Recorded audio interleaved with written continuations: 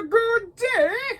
So, for today's video, we're gonna talk about the first cartoon appearance of that diabolical quartet, the Frightful Four. So, alright, let's go. Yeah! So, we start off in a secluded mansion, where we find the Wizard and Medusa, who are plotting to destroy the Fantastic Four. Which doesn't seem that great. That's 2 against 4. Those odds are terrible. The Wizard should be better at math than this, but turns out he is. The Wizard also invited the Sandman and the Trapster to join the team. So now it's a fair 4-on-4 fight. But, realistically, why stop at 4? Why not recruit 8 villains? You could call yourself the Evil 8 or something, but nay, 4 it is! And this newly formed team christens themselves the Frightful Four. Meanwhile, at the Baxter Building, while Mr. Fantastic, The Thing, and Invisible Girl are working out, pumping iron, doing some lunges, getting into shape, Herbie gets an alert about a robbery happening at the jewelry store. Seeing as the Fantastic Four are fantastically bored, they figure to hop into the Fantastic Mobile and check this crime out, where it turns out that the jewelry robbers are indeed the Frightful Four, and where the Wizard has some devious plans for our 4 heroes. The Frightful Four split up in different directions, but I repeat myself, I guess, to which, you guessed it, the Fantastic Four split up as well, which gives us 4 different one-on-one battles, starting with Mr. Fantastic versus the Wizard. Fight! And, the Wizard gets Mr. Fantastic caught in an electro charge, which basically drains Mr. Fantastic's energy and stretches him to his limit. Which I didn't realize he did have a limit, but I guess he would. Maybe the next fight will go better with The Thing versus the Sandman. Fight! And, not so much better. The Thing can clobber a whole lot of things, but clobbering dust doesn't really work out. Especially when the Sandman goes into hurricane mode. There's not much the Thing can really do. Another fight is Herbie versus the Trapster. Fight! And, not so good either. Trapster gets Herbie caught in a magnetic force field, so Herbie, unfortunately, is electronically down and out. Which leads us to the last battle, Invisible Girl versus Medusa. Fight! And, despite bombarding Invisible Girl with a bunch of stolen sharp diamonds, Invisible Girl is able to keep her force field intact and to stave off the attack. At this point, the Frightful Four figured, they kind of made their point that they are superior in battle, so they take up and leave. Again. Oh boy, those fighting odds are not good, eh? Like, technically, Invisible Girl didn't lose, but, she also didn't really win either, right? So the Fantastic Four goes back home to lick their wounds. But at least, things really couldn't get worse, right? Later, things get worse. So the Fantastic Four, for some reason, has a media scrum to explain their loss to the Frightful Four, which really can't be good, for morale, right? It's basically like when a professional sports team loses the championship game, and you have to go in front of the cameras of like, well, maybe we'll get them next year, We still believe in each other. That must be a whole lot harder to do when you're a superhero team who is trying to protect the general population. Also, at the same time, the Frightful Four are celebrating their victory, even if each teammate completely hates each other and are at each other's throats the entire time. Even with this uneasy truce between them, they are still the victors, and they have bigger plans to defeat the Fantastic Four once and for all. Meanwhile, at the bank robbery, this robbery of course being led by the Frightful Four, so this time around, the Fantastic Four decide not to split up because it didn't really work so good last time, and they will fight the Frightful Ones as a team. But the wizard has plans for this as well. He puts a spell on the entire Fantastic Four, a spell of anger, which has the Fantastic Four literally fighting each other. And worse yet, this spell makes the Fantastic Four hate each other as well. So not good at all, especially when there is a camera crew right there filming this whole altercation.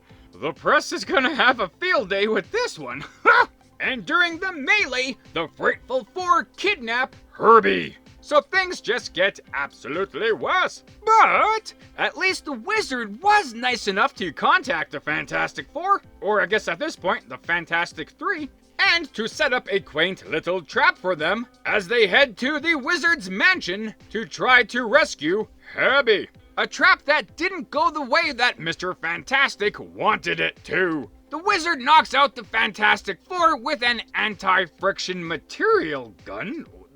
What? Is that what friction does? It just knocks people out? Huh, I thought it was something completely different. Nonetheless, at this point, the egos of the Frightful Four have reached a boiling point. They accuse the wizard of hogging all the glory of defeating the Fantastic Four, and they all completely lose it. They start attacking each other left, right, and center, and they start destroying the mansion. Luckily, Herbie pops in with an anti-friction material gun, because why not? To wake up his teammates and get them out of this crumbling house. To which he does. And well, they do. The wizard's mansion is completely, absolutely destroyed, along with the entirety of the Frightful Four. So, oh man, like they all died? Oh boy, that's kind of a dark ending to this, eh? Well, you know, it was done by their own hands and by their own stupidity, but still, I thought jail for sure or something, you know? But I guess not. So either way, with that, the day is saved. Hooray! And with that, that is the end of this fantastic tale. So, like, holy jeez, hey? Like, what an episode! Also, kind of a little depressing too, right? So, like, realistically, the way I see it, the Frightful Four actually won. Well, in the head-to-head category anyway, the Frightful Four defeated the Fantastic Four at every single turn. At no point whatsoever did anything that the Fantastic Four did actually prove to be successful against the Frightful Four. Nothing, right? Like, every attack the Fantastic Four tried, failure. Whether they were split up or were fighting as a team, they lost. They couldn't even win an argument at this point, you know? They were beaten so bad that the Frightful Four started to destroy their public image. It was bad enough at that press conference how they got their butts kicked by the Frightful Four. But when the wizard put the spell on the Fantastic Four and they were all fighting amongst themselves, man, they got so much bad press with that too. Huh? Like, really, man, a complete beatdown. Well, it would have been if their frickin' egos didn't get in their way, which on one hand, you know, that just seems like a convenient way to end the story and give the Fantastic Four a victory. But for the Frightful Four to completely implode, you know, it does make sense. Most of the team did fight superheroes solo and, well, usually got their butts kicked. So their bruised egos felt that their validation for victory was more important than their teammates, you know? A sense of villainous pride, I guess. But all they had to do was just wait 5 minutes and destroy the team that was unconscious on the ground in front of them, and then they could have broken up after that, right? But no. But if they did actually defeat the Fantastic Four completely, that would have been a pretty bad series finale, hey? So I guess the moral of the story is, you know, just stick to the plan and kind of keep your mouth shut and you can achieve anything. Even achieve defeating a team of superheroes. So if you haven't checked out this episode yet, I suggest you do so, man, because it's actually pretty sweet. But indeed, we do have some more behind the scenes kind of things with the Frightful Four and other kind of stuff going on over here. So yes, indeed, hey, the Frightful Four. One of the Fantastic Four's most fearful foes. So how did this team come to be? Well, for that, everything starts off in the comic book series Strange Tales. And all of it begins with Strange Tales number 102 in 1963, where the wizard is first introduced, a genius inventor / magician who turns to crime and is defeated by the Human Torch and Invisible Girl of the Fantastic Four. Later, in Strange Tales number 104 in 1963, we have a new villain called Paste Pot Pete, who later becomes Trapster. He turns to crime, fights, and loses to the Human Torch of the Fantastic Four. Further down still, in Strange Tales number 110 in 1963, the Wizard and Paste Pot Pete team up to fight the Fantastic Four, but they lose and go to jail. Also in Strange Tales number 115 in 1963, we find one of Spider-Man's foes, the Sandman, where he fights and loses to the Human Torch of the Fantastic Four. And finally, in Strange Tales number 118 in 1964, the Wizard again fights the Human Torch of the Fantastic Four and loses. This time, Wizard's anti-gravity device has been jammed, and he is now hurtling towards the stratosphere, where he's basically suffocating to death, so that's horrible. But Marvel doesn't want good villains destroyed, or dying in the stratosphere, and they do like continuity, so they followed up with this story in the Frightful Four's first appearance, which was Fantastic Four number 36 in 1965.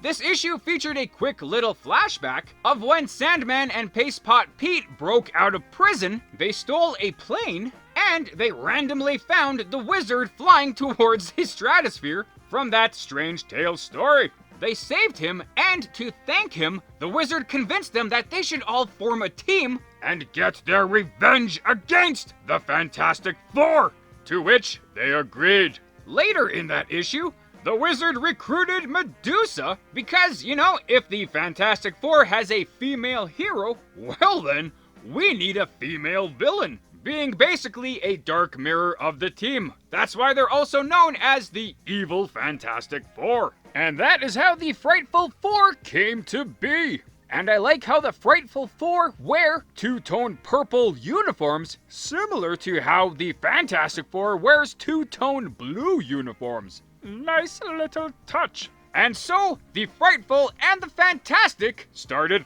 fighting.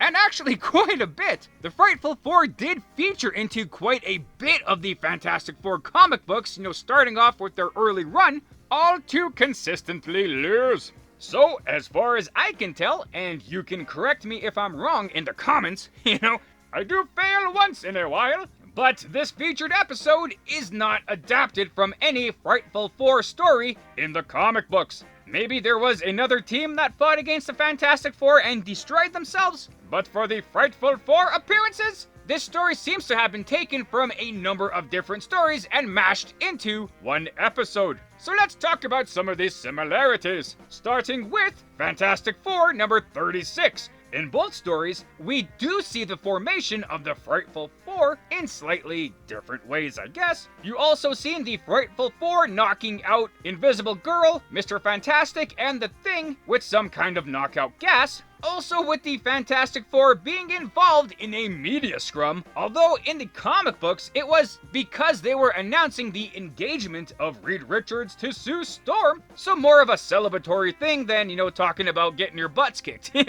Also, I guess a bit of a stretch, but in the comics, the Frightful Four destroyed their anti-gravity ship to escape the Fantastic Four, not to be found. Not quite the same as blowing up the mansion, not to be found later, but kinda the same. In their next appearance, Fantastic Four number 38, the similarities are that we do see the team meeting up in a secluded log cabin, not exactly like the mansion in the episode, but, similar enough. Also, in the comic, Invisible Girl is kidnapped and a trap is made for the rest of the Fantastic Four, whereas in the episode, it's Herbie who is kidnapped, where a trap is made for the rest of the Fantastic Four. Also in Fantastic Four number 41 and 42, the Wizard brainwashes the Thing and kind of the Human Torch with his ID device, which forces them to follow his commands, and one of his commands was to attack the Fantastic Four. So kind of similar in the way that the cartoon did it with that magic spell, but instead in the comics it was done with technology. So put those things together and you have kind of a story there, so actually not too bad. Another similarity is that the Frightful Four are always fighting amongst themselves. This is what destroyed the team in the episode, not so much in the comic books. Sure, they were fighting all the time, but mostly that was for dominance within the team. And who should be the leader? Medusa actually gave Wizard a pretty good run for that mantle, but in the end, everyone kind of begrudgingly stopped their fighting and supported the Wizard with his plans, because he had all the technology to help the team. But the main difference being that they did not destroy themselves. Also, in this episode, like I stated before, the Fantastic Four lost at every single turn, whereas in the comic books, more often than not, they actually won. Sending the Frightful Four to jail and stuff. So still, like a pretty good representation of the Frightful Four from the comics to the cartoon. For the most part, pretty darn good. So this cartoon is the first cartoon appearance of the Frightful Four, as I say, which they appeared in Fantastic Four number 36. But this is also the first cartoon appearance of some of the characters. So we already did see Medusa earlier in this Fantastic Four series, where she was introduced with the Inhumans, and of course Sandman debuted in the 1967 classic Spider-Man cartoon, although with this one we did see a new Sandman. In his other cartoon appearances, he has the classic Sandman look, that striped shirt, the basic pants, and the boots, whereas in this episode he has some really strange getup, He almost looks like a jester. But what is that all about? Well, this is actually armor that Sandman built. He first debuted with this armor in Fantastic Four number 61, where we learn that he stole a bunch of materials from the Fantastic Four. He learned some science and engineering from the Wizard, so he built himself this new uniform. Not uniform, armor. This armor gives him enhanced strength and some protection from chemicals and whatnot. So still technically a first appearance of the new look of this existing character. But for full complete first cartoon appearances, let us take a look at Paste Pot Pete and the Wizard. So, Paste Pot Pete first appeared in Strange Tales number 104 in 1963. Yes, that same comic that I mentioned earlier, where he fought Johnny Storm and lost. So this guy's real name is Peter Petruski. He is a genius and a research chemist. He created an extremely adhesive multipolymer liquid, which is basically the strongest adhesive ever known, and he can shoot this liquid through a liquid configured gun, which he calls the Paste Gun. And as one is wont to do when they create some fantastic new invention, they go on a crime spree. And he went under the name of Paste Pot Pete, gluing his foes down so they can't fight back, and so he can easily steal any treasure. He has since created a number of other chemicals and devices to stop his targets in their tracks, basically by trapping them in one way or another, and because he's so good at trapping, he changed his villainy name to the Trapster in Fantastic Four number 38. What a guy! In this cartoon series, he doesn't really use his paste gun. Rather, he uses other things to trap his foes. A slight difference. So for the Wizard, he first appeared in Strange Tales number 102 in 1962. His real name is Bentley Whitman, and he too is a genius and an inventor. He used his inventions to basically become a magician by using his advanced science and technology instead of magic and or illusions, There was no sleight of hand here, just some unseen technology. And all of these incredible magical feats earned him the nickname the Wizard, and also earned him a whole lot of money as he became quite famous. But unfortunately, intellectually, he became very bored. Magic tricks are cool and all that, but he really needed to challenge his brain, so of course, he went on a crime spree, to where he tried to outwit and outsmart the Fantastic Four, but lost to Johnny Storm. So there is a slight difference between the wizard in the comic book and in this cartoon episode. In the comic, he uses a bunch of technology that he's created to make it look like he's doing magical things, whereas in this episode, he actually uses sorcery, basically, to do magic. Like real magic. A true wizard. It's pretty cool to see how they started the seeds of the Frightful Four being a team kind of earlier on, and to see it come to fruition and how impactful and dangerous the team was. Very well done, Marvel. Very well done. And so, yes, we will see much more of the Frightful Four in future comics and episodes. But that's pretty much all I have for them right now. So with this, that, those, and the other things, I guess that's that. Also, if you're interested, I created my own comic book channel, 215 Comics. And currently, I have created my own cartoon series, The Adventures of the Density. And recently started a radio series featuring my newest character, Elastoma, with more titles to come. So if you want to check it out, I'll leave a link up top here to that channel and some links at the end of the video. Yeah! Right on, and there you go. So thanks for watching the video. I hope you liked it as much as I did making it. Also, feel free to check out the source material that I featured in this video. And if you want to leave a comment on anything you may have liked or things I might have missed in this, feel free to do so. Or anything else, just to say hi. That's cool too. And other than that, have a great day. Thanks.